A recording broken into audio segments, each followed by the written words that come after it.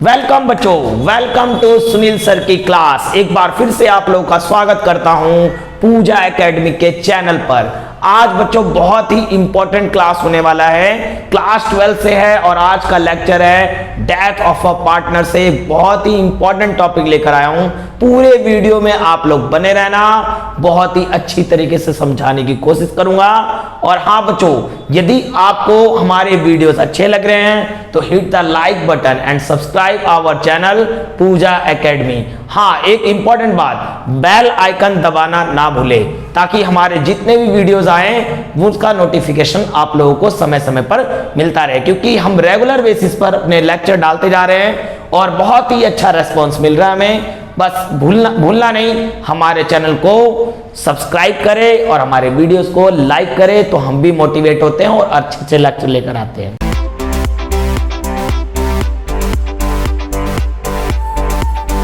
तो बच्चों आज का टॉपिक देखते हैं। आज जो चैप्टर लेकर आया हूं मैं आप लोगों के लिए वो डेथ ऑफ अ पार्टनर से है। इस चैप्टर के अंदर बेसिकली हम क्या पढ़ेंगे कि किसी पार्टनर की जब डेथ हो जाती है तो उस केस में हमें कैसे अकाउंटिंग ट्रीटमेंट करना है। सबसे पहली बात, बहुत ही छोटी सी बात बता देता हूं। ए बी सी 3 पार्टनर है, मान लो बी की डेथ हो जाती है, ठीक है, बी की डेथ हो जाती है किसी सर्टेन डेट पर, तो हमेशा याद रखना जिसकी डेथ हो जाती है उसको बोलते हैं डिकेस पार्टनर। यानी बी जो हो गया वो मेरा क्या हो गया, डिकेस पार्टनर हो गया, ठीक है। और ए और सी जो है, जो कि आगे फर्म को कंटिन्यू करेंगे, इसलिए हम इसको क्या कहेंगे, कंटिन्यूइंग पार्टनर। आपको ये छोटी सी बात बता दी मैंने, तो ये ध्यान रखना। फिर आते हैं, आपको पता है जब एक पार्टनर की डेथ हो गई, ठीक है, तो बचे हुए जो पार्टनर होंगे उनके बीच में अब, क्योंकि जो जिसकी डेथ हो गई वो तो चला गया भाई, संसार से खुल गया वो तो, ठीक है। अब जो बच गए फर्म के अंदर, अब उनके बीच में क्या होगा, अब उनके बीच में ही तो प्रॉफिट बटेगा, यानी change in profit sharing ratio. सबसे पहले हमारे माइंड में आना चाहिए change in profit sharing ratio. इनके बीच में जो प्रॉफिट शेयरिंग रेशियो चेंज होगा वो एज रिटायरमेंट, जैसा कि हमने रिटायरमेंट में पढ़ा था ना, सेम वैसा ही है, इसलिए हम इसमें टाइम वेस्ट नहीं करेंगे। आप पिछले लेक्चर में जाएं, रिटायरमेंट वाले टॉपिक में मैंने change in profit sharing ratio बताया था, वहां से आप समझ सकते हैं। वैसे थोड़ा सा एग्जांपल दे देता हूं, बस आप ऐसे समझ लो कि ए बी सी 3 पार्टनर है और 3:1 रेशियो उनके बीच में, और बी की हो जाती है डेथ, ठीक है। जब बी की डेथ हो जाती है तो ए और सी के बीच में जो अब न्यू रेशियो बनेगा वो न्यू रेशियो बनेगा हमारा 3:1, 2 चला गया, 3:1 न्यू रेशियो हो गया। यदि क्वेश्चन में कुछ ना बोल रखा हो तो ये केस फर्स्ट था, जैसे कि रिटायरमेंट में होता था, ठीक है। आप लोग रिटायरमेंट वाले टॉपिक को एक बार देख लेना, सेम वैसे ही है change in profit sharing ratio. इसी तरीके से मान लो ए बी सी पार्टनर है और 3:1 रेशियो है उनके बीच में, और बी की डेथ हो जाती है। अब बी के शेयर को B share is divided among A and C in 2:1, ठीक है। डिवाइडेड का मतलब यहां पे एक्वायर्ड है, मान लो एक्वायर्ड बाई ए एंड सी, ऐसे लिख देता हूं मैं। बी के हिस्से को ए और सी ने एक्वायर्ड कर लिया 2:1 में, तो ये एक्वायर्ड रेशियो गिवन है, तो आपको ध्यान रखना है बी के हिस्से को ए और सी ने इतने से एक्वायर्ड कर लिया होगा, तो ओल्ड में एक्वायर्ड रेशियो शेयर जोड़ देते हैं तो न्यू रेशियो आ जाता है हमारा। तो ये हमने रिटायरमेंट में पढ़ लिया था, इसलिए ये आप वहां से देख लेंगे, समझ लेंगे, ठीक है बच्चों। हम आगे चलते हैं, आगे जो आज इस वीडियो का मेन मकसद है, आज जो मैं लेकर आया हूं वो समझा रहा हूं मैं आपको।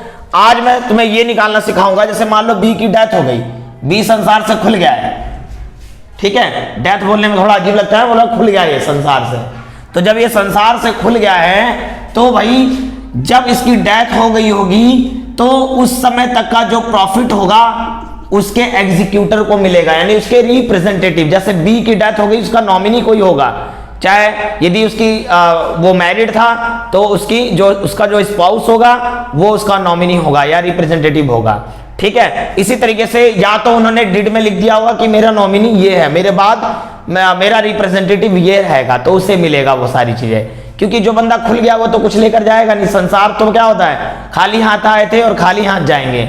लेकिन जो नॉमिनी होगा फर्म के अंदर, वो इतने दिन से काम कर रहा था, तो उसका जो नॉमिनी होगा या रिप्रेजेंटेटिव होगा वो क्या करेगा, उसके हिस्से का जो भी हिसाब किताब बन रहा होगा उसके नॉमिनी को ट्रांसफर होगा, जिसको कि हम एग्जीक्यूटिव बोलते हैं। समझ में आ रही बात, ये आपको ध्यान रखना है। तो जब इसकी डेथ हुई होगी तो एक बात बताओ, मौत का कोई डेट नहीं होता, होता है क्या, कभी भी मौत आ सकती है, ये नहीं पता होता कि कल अगले क्षण में क्या होने वाला है, तो कोई डेट नहीं होता। तो हमेशा याद रखना कि टिल डेथ, यानी जिस दिन उसकी डेथ हुई है वहां से पिछले अकाउंटिंग पीरियड से लेकर टिल डेथ तक, ठीक है, वहां तक का जो प्रॉफिट बन रहा होगा वो भी तो उसका एग्जीक्यूटिव लेगा ना। तो आज हम उसी प्रॉफिट को निकालना सीखेंगे। समझ में आ रही बात, यानी आज का जो टॉपिक है वो हमारा टॉपिक है भैया क्या, आज का टॉपिक है calculation of profit till death of a decays partner. जो भी डिकेज पार्टनर है यानी मृत पार्टनर है उसके हिस्से का प्रॉफिट निकालेंगे उसके डेथ तक का। समझ में आ रही बात, आज ये टॉपिक पढ़ेंगे और इस पे लगा रहा हूं मैं मेरा वाला स्टार।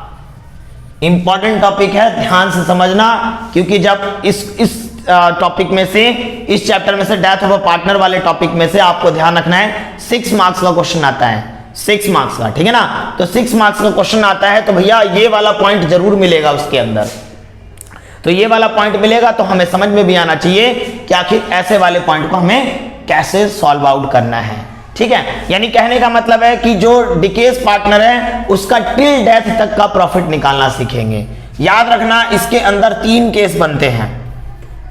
कितने केस बनते हैं? 3 केस बनते हैं,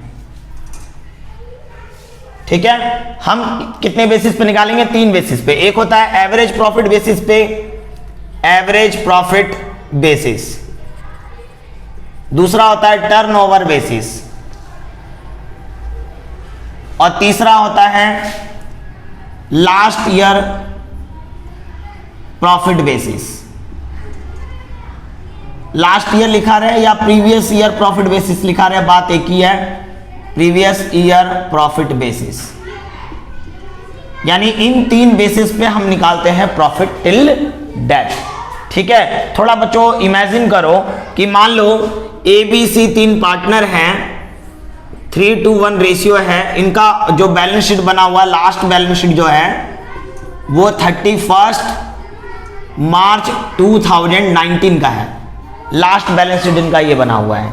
और इसमें से मान लो B खुल गया है, ठीक है, और B जब खुला है वो कब खुला है? वो खुला है 30 जून 2019 को, ठीक है। कब खुला है वो? 30 जून 2019 को। तो सोच के देखो, लास्ट बैलेंस शीट उनकी 31 मार्च की थी, तो वहां तक का तो हिसाब किताब हो गया होगा। लेकिन अब मार्च के बाद इसके बाद जो पीरियड रह गया, यानी अप्रैल, मई और जून, 3 महीने तो काम किया होगा ना। अब तो इनका अकाउंटिंग पीरियड खत्म होता आगे कब? 31 मार्च 2020 को। तब हमें पता लगता है कि 1 साल बाद कितना प्रॉफिट हुआ, लेकिन वो तो बीच में ही उसकी डेथ हो गई ना, ठीक है ना। खुलने की कोई डेट नहीं होती, कभी भी बंदा खुल जाता है। तो यहाँ पे खुलने की डेट मैंने क्या डाल रखी है? 30 जून 2019।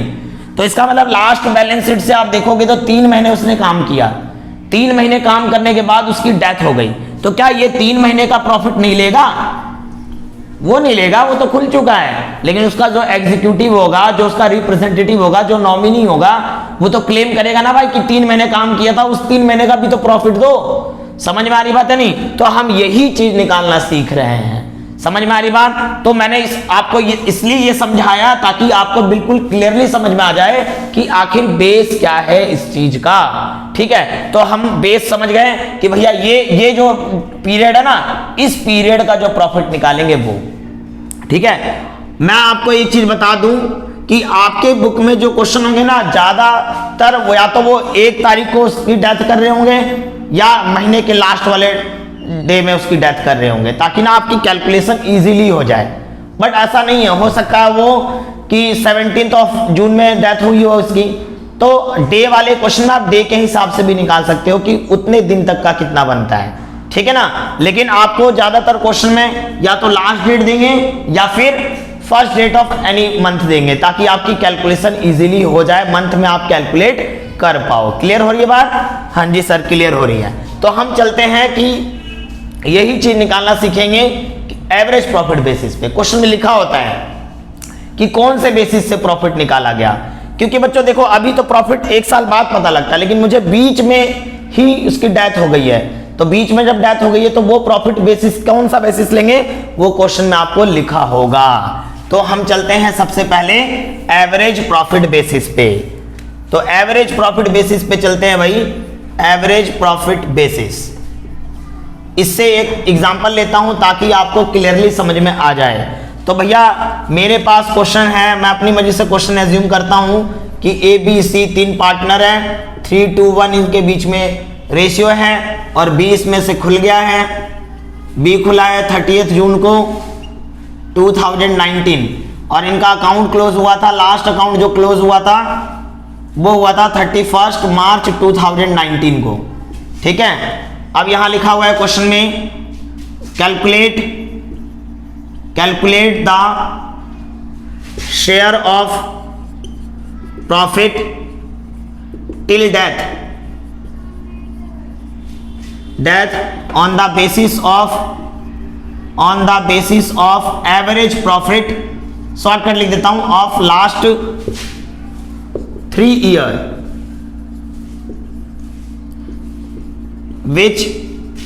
which was rupees 20,000 रुपीज, मान लो मैं इसको ईयरली ऐसे ले लेता हूं, which was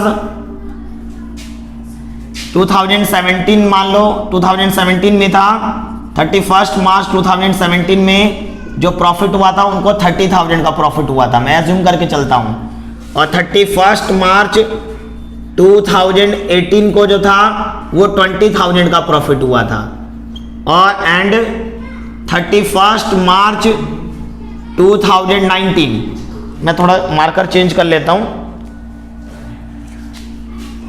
31 मार्च 2019 इसमें जो प्रॉफिट हुआ था वो 10,000 का प्रॉफिट हुआ था। यहां पे बोला क्या है कि एबीसी 3 पार्टनर है, बी इसमें से खुल गया है 30 जून को। आपको ये जरूर याद रखना है भाई, यहां पे लगा रहा हूं मैं निशान ऐसे, आपको डेट जरूर ध्यान रखना है कि आखिर वो खुला कब है, उसकी डेथ कब हुई है, आप ये जरूर देखोगे, ठीक है। और पिछला बैलेंस शीट कब बना था, तभी तो आप देख पाओगे कि कितने महीने का मुझे प्रॉफिट निकालना है, ठीक है। Calculate the share of profit till death on the basis of average profit, साफ साफ लिख दिया है कि मुझे जो बी का जो प्रॉफिट निकालना ना वो एवरेज प्रॉफिट पे निकालना है, ऑफ लास्ट 3 ईयर, पिछले 3 साल का जो प्रॉफिट है ना उसके बेसिस पे निकालना है। तो भैया हम जब सॉल्व करेंगे ना इसको, अब सिर्फ हमें कैलकुलेट करना है बच्चों और कुछ नहीं करना। जब हम कैलकुलेट करेंगे तो एवरेज प्रॉफिट निकाल लेंगे सबसे पहले। तो पिछले 3 साल का जो प्रॉफिट बनता है देखो 30,000, 20,000 और 10,000, तो 30,000, 20,000 और 10,000, 30,000, 20,000 एंड 10,000 डिवाइडेड बाई 3 से क्यों कर रहा हूँ, 3 साल का प्रॉफिट बोला था इसलिए 3 से डिवाइड हो गया। तो ये मेरा हो जाएगा कितना 60,000 डिवाइडेड बाई 3 यानी कितना हो गया 20,000 एवरेज प्रॉफिट हो गया, ठीक है। तो ये एवरेज प्रॉफिट आ गया हमारा। अब एवरेज प्रॉफिट आ गया तो अब बी का शेयर निकालेंगे, B share of profit till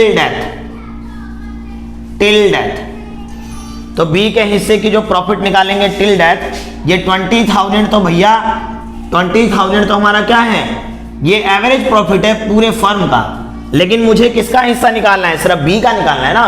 तो बी का कितना शेयर बनता है, बी का शेयर बनता है 2/6, ठीक है, और इनटू में कर देंगे। आप ध्यान देना यहाँ पे पीरियड कितने महीने का निकालना है मुझे, मार्च कंप्लीट हो गया था, अप्रैल, मई और जून लास्ट है, यानी जून पूरा महीना हो गया, ठीक है, यानी 3 महीने का, नहीं 3/12 ले लेंगे। समझ में आ रही बात, 3/12 क्यों ले रहे हैं, क्योंकि सिर्फ हमें 3 महीने का ही देखना होगा।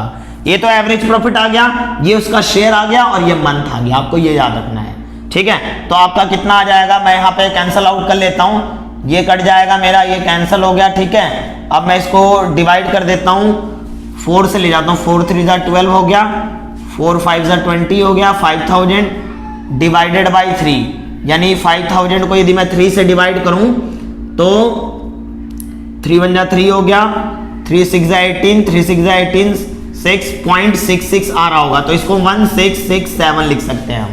समझ में आ रही बात? 1667 बनेगा। ठीक है, राउंड ऑफ कर लेना बच्चों, यदि पॉइंट के बाद 5 या 5 से अबव हो तो उसको राउंड ऑफ कर लिया करो। तो 1667 का क्या बन जाएगा उसका प्रॉफिट टिल डेथ। कोई दिक्कत है? आई होप दिक्कत नहीं होनी चाहिए। एवरेज प्रॉफिट बेसिस का मतलब आप लोग समझ गए होंगे कि एवरेज प्रॉफिट निकाल लो, सिंपल सी बात है। एवरेज प्रॉफिट निकाल लो, वो तो पूरे फर्म की है, लेकिन हमें तो उसका हिस्सा निकालना ना, जिसकी डेथ हुई है तो उसका हिस्सा निकाल लेंगे, लेकिन ये भी ध्यान रखेंगे कि कितने महीने का है तो उतना मंथ ले लेंगे हम, तो इस तरह से हम निकाल लेंगे। इसकी जो जर्नल एंट्री बनेगी, मैं इसको रब कर रहा हूं यहां पे, इसकी जो जर्नल एंट्री बनेगी हमारी क्या बनेगी, याद रखना, जो जर्नल एंट्री हमारी बनेगी इसकी, आपको पता है डीकेएस पार्टनर को तो मिलेगा, ये तो मिलेगा इसको, तो पार्टनर को मिलने वाली चीज पार्टनर के क्रेडिट में जाएगा, बीस कैपिटल को तो क्रेडिट करना है, और ऊपर लिखेंगे profit and loss suspense account debit, profit and loss suspense account debit to B's capital account. कितने से? 1667 से। ठीक है, प्रॉफिट एंड लॉस सस्पेंस क्यों लिखते हैं? क्योंकि आपको पता है जब तक कि अकाउंटिंग पीरियड कंप्लीट नहीं होता हम एक्चुअल प्रॉफिट नहीं समझ पाते कि फर्म की कितनी है। ये तो हमने बीच में एज्यूम करके निकाला हुआ है कि आखिर कितना उसका प्रॉफिट बनना चाहिए। समझ में आ रही बात? इसलिए हम किस नाम से दिखाते हैं? Profit and loss suspense account के नाम से दिखाते हैं। आई होप आपको समझ में आया होगा। अब दूसरा लेता हूं मैं, आगे चलते हैं बच्चों, सेल्स बेसिस यानी टर्नओवर बेसिस पे। टर्नओवर बेसिस मैंने आपको क्या बताया? प्रॉफिट टिल डेथ जो है 3 बेसिस पे निकालते हैं। एवरेज प्रॉफिट बता दिया, अब दूसरा ले रहा हूं टर्नओवर बेसिस। टर्नओवर बेसिस को हम सेल्स बेसिस भी कहते हैं। जब भी सेल वेल की बात चल जाए ना बच्चों, आप समझ आना टर्नओवर बेसिस वाला है। जैसे मैं एक एग्जांपल लेता हूं, एग्जांपल से ना बच्चों हमें ज्यादा समझ में आता है। एग्जांपल ध्यान से समझना, एबीसी 3 पार्टनर है, 3:1 रेशियो है, और बी खुल गया है। डेट ले लेता हूं 30 जून को 2019 को। इनकी लास्ट जो बैलेंस शीट बनी थी वो बनी थी भैया 31 मार्च 2019 को। ओके, तो 30 जून को 2019 को इसकी डेथ हो गई है। ठीक है, अब वहां बता रखा है कि अब क्वेश्चन में बोल रखा है sales of the previous year was rupees 10 lakh, 10 lakh रुपए की पिछले साल सेल हुई थी, and profit on it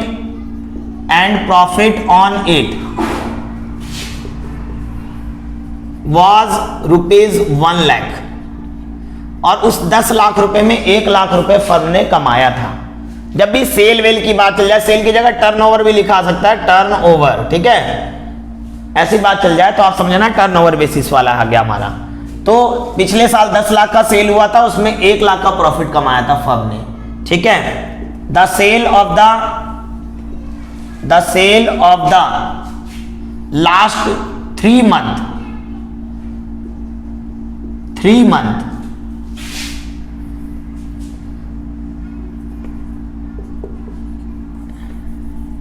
was rupees 60,000।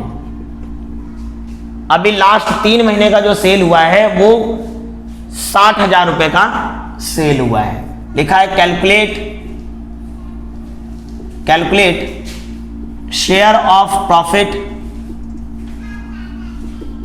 Till death, share of profit of be till death. ठीक है, अब क्या रखा है कि बी का हिस्सा निकालना है प्रॉफिट का टिल डेथ का, यानी उसके डेथ तक का। ठीक है, तो बहुत आसान है। आपको क्या करना है, आपको सिंपली सोचना है कि देखो आपको सेल के बारे में बोल दिया ना, आप समझ जाओगे टर्नओवर बेसिस वाला क्वेश्चन आ गया। आपको कुछ नहीं करना है, पहले आप रेट ऑफ प्रॉफिट निकाल लो। आप प्रॉफिट का रेट निकाल लेना कि आपको किस रेट से प्रॉफिट, आपके फर्म को किस रेट से प्रॉफिट हो रहा था। तो प्रॉफिट रेट कैसे निकालेंगे? पिछले साल सेल हुआ था 10 लाख का, 10 लाख के सेल में प्रॉफिट कितना हुआ था, 1 लाख का, इंटू में 100। आपको पहला काम ये कर लेना है, रेट ऑफ प्रॉफिट निकाल लेना है। और यदि क्वेश्चन में आपको रेट ऑफ प्रॉफिट निकला है दे रखा हो तो आपका टाइम वेस्ट करने की जरूरत नहीं है, ठीक है। तो आपको यहाँ पे आप निकालोगे इसको तो ये आपका आ जाएगा 10% रेट से प्रॉफिट हुआ है उनको पिछले साल। सोच के देखो 10 लाख में से 1 लाख कमाई हुई है उनकी, यानी 10% से वो प्रॉफिट कमा रहे हैं फर्म के अंदर, तो 10% रेट ऑफ प्रॉफिट हो गया। जब रेट ऑफ प्रॉफिट 10% हो गया तो भाई पिछले 3 महीने में देखो, मार्च में अकाउंट क्लोज हुआ था और डेथ हुई थी 30 जून को, तो ये 3 महीने का जो पीरियड है उस 3 महीने के सेल के बारे में आपको लिखा हुआ है, the sale of the last 3 month was ₹60,000, यानी पिछले 3 महीने का जो सेल है ना वो 60,000 का है। तो सेल 60,000 का है तो प्रॉफिट फॉर द 3 मंथ, तो उस 3 महीने में जो प्रॉफिट हुआ होगा वो कितना हुआ होगा, इस 60,000 का हम 10% निकाल देंगे। समझ में आ रही बात, क्योंकि रेट ऑफ प्रॉफिट 10% चल रहा था, तो 3 महीने में कितना प्रॉफिट हुआ होगा, 6,000 का प्रॉफिट हुआ होगा। समझ में आ रही बात, तो 6,000 का प्रॉफिट तो पूरे फर्म को हुआ होगा ना। हमें किसका शेयर निकालना है, बी का शेयर निकालना है, B share of profit, B के हिस्से का प्रॉफिट निकालना है। तो इस 6,000 का हम बी का शेयर कितना है, बी का कितना शेयर है, 2/6 है। अब इसमें 3/12 लेने की जरूरत नहीं है, बच्चे यही गलती करते हैं एग्जाम में, क्योंकि यहां देखो ये जो प्रॉफिट है वो 3 महीने का ही प्रॉफिट है, तो ये मत लेने लग जाना। समझ में आ रही बात, ये आपको बता रहा हूं, ये मत लेना। बच्चे ज्यादातर यही गलती करते हैं, भाई ये जो सेल है वो 3 महीने की ही तो सेल है, तो उस 3 महीने का तो प्रॉफिट हमने निकाल ही लिया ना, अब उसमें सिर्फ उसका शेयर निकाल लो, कितना आ जाएगा शेयर, 2,000 का शेयर आ जाएगा। तो आपको जनरल एंट्री पता ही है, अभी बताया था क्या जनरल एंट्री होगी, profit and loss suspense account debit to B's capital account, 2,000। I hope आप लोगों को अच्छे से समझ में आ गया होगा। यही होता है टर्नओवर बेसिस, यानी सेल के बारे में जब बात आ जाए ना आप समझना टर्नओवर बेसिस पे निकाला गया है। तो सेल से हम रेट ऑफ प्रॉफिट, कई बार रेट ऑफ प्रॉफिट दिया रहेगा तो यहां से कर लेंगे आगे क्वेश्चन, ठीक है। आगे चलते हैं लास्ट बेसिस पे। अब आते हैं लास्ट है हमारा प्रीवियस ईयर प्रॉफिट बेसिस, या फिर हम इसको लास्ट ईयर प्रॉफिट बेसिस भी कह सकते हैं, प्रॉफिट बेसिस, ठीक है। ये हमारे पास एग्जांपल ले लेते हैं, एग्जांपल वैसे ही ले रहा हूं मैं, ए बी सी 3 पार्टनर है, 3 2 1 है। मान लो चलो इस बार सी को खोल देता हूं मैं, सी खुल गया इस बार, ठीक है। क्या होता है ये मत रट लेना कि हमेशा बी ही खुलेगा, ठीक है, कोई भी खुल सकता है भाई, मौत किसी की भी आ सकती है, ठीक है, ये ध्यान रखना। तो ये इनका लास्ट जो बैलेंस शीट बना था ना, लास्ट बैलेंस शीट जो है उसका 31 मार्च 2019 का है मान लो, और ये जो खुला है वो 30 जून को खुला है, 2019 को खुल गया है, ठीक है। तो 2019 को खुला है जब ये, तो आपको बस ये ध्यान रखना है। अब यहां पे वो लिखा है कि calculate the profit of be till death on the basis of last year profit. The profit was the last 3 year